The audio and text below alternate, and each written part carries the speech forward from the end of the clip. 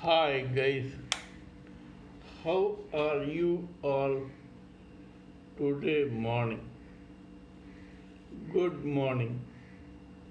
In my continuation of the discussion of various verses of Ashtavakra Gita, today I am going to discuss about a particular verse in which Raja Janaka tells Ashtavakra, I am the eternal blissful self which never decays.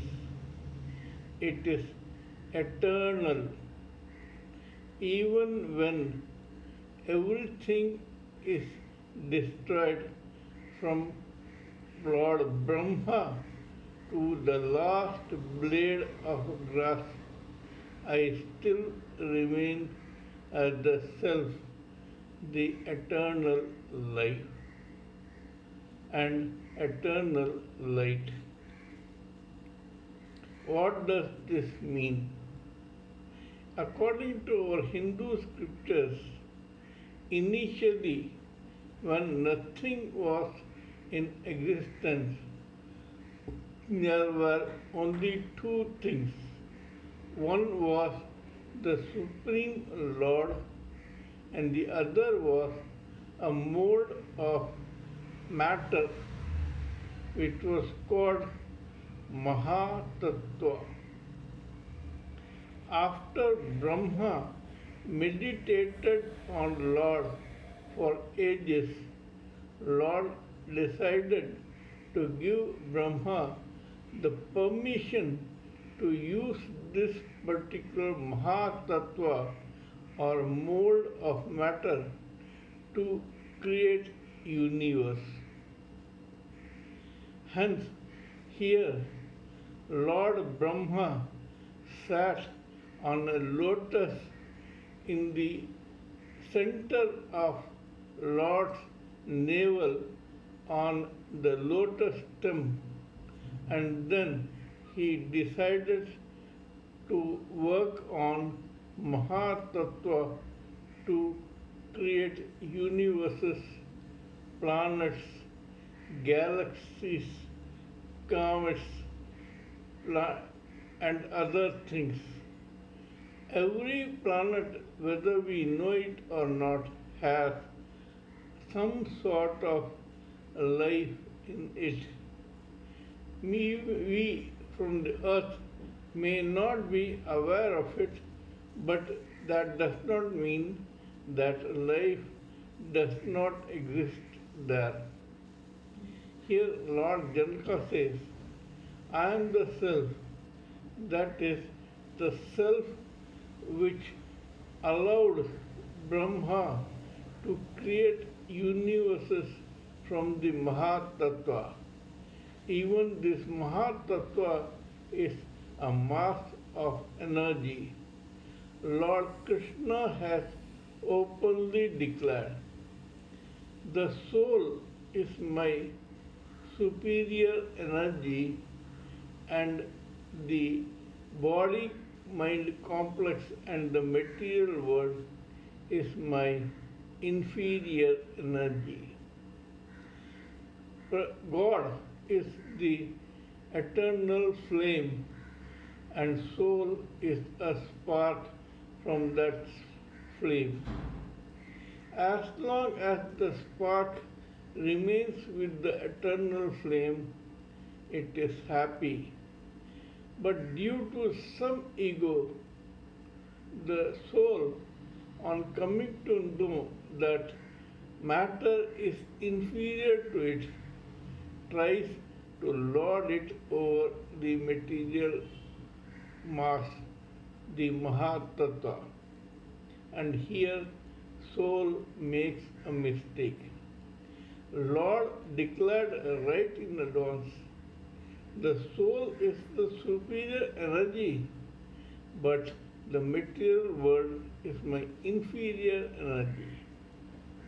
The soul must have thought about this a million times before taking the risk to lord it over material nature.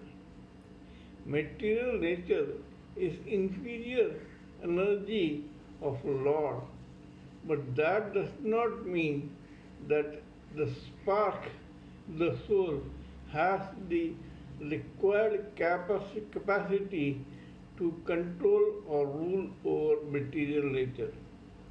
As soon as the soul tries to do that, it is enveloped in a cocoon of causal intelligence, first layer, astral mind, second layer, etheric body, third layer, and gross body, fourth layer.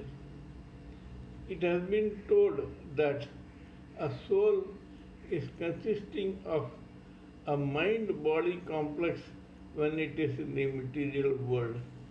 As long as it is there and it has not realized its true self and gone back to God, the soul is subjected to causal intelligence, astral mind, etheric body, gross body, ego, and other items which make it helpless in the hands of these things. We all are such helpless souls. The only solace we have is God.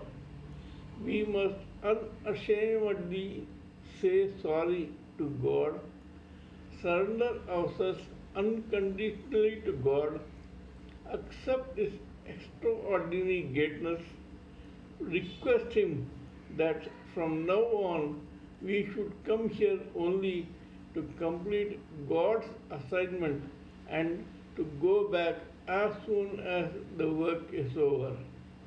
We should not live as individual egos. Life is not for our individual ambitions or creations or happiness. It is only for assignments given by God so that we do God's work as His unconditioned, unabashed, unashamed servants. It is a glory to be called a servant of God. Lucky is he who is called a servant of God. Let us remember this and act accordingly. Kindly let me know what you think of my talk on this verse. If you sincerely believe that I am talking sense, then kindly subscribe to my channel and press the bell icon so that I can keep informing you of my other videos. Please consider yourself welcome to have an interaction with me where we can share each other's ideas, thoughts, doubts, fears, etc. and let us help each other in howsoever minuscule way it is possible to solve each other's problems. Please pardon me for any error, mistake, or blunder in my spelling, grammar, diction, appearance, etc. because when I am talking to you on serious spiritual and material matters, I tend to ignore these frivolous things. Till we meet next time in my next video, it is a good day from TSV Raghavan.